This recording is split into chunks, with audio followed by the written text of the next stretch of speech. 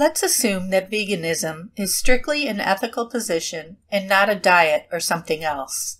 When you look at vegans, you can find a lot of disagreements to the point where some versions of veganism negate others.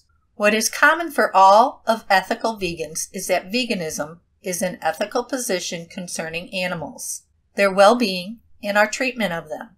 But what is different is why, how, when, how much, etc., and etc. So that brings me to my argument. If all of them, despite the disagreements, are ethical vegans, then so I could be with my own ethical veganism. Let's say I care for animals, but I don't think I have to abstain completely from buying animal products. I want to reduce my animal intake by 95%. Or maybe I believe that if there are no proper plant-based alternatives, then I'm justified in buying animal products.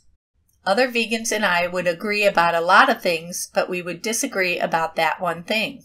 And that's my ethical veganism. I would have an ethical position about animals and their well-being in our treatment of them. It would just happen to differ a bit compared to other versions, which is nothing new in the vegan movement.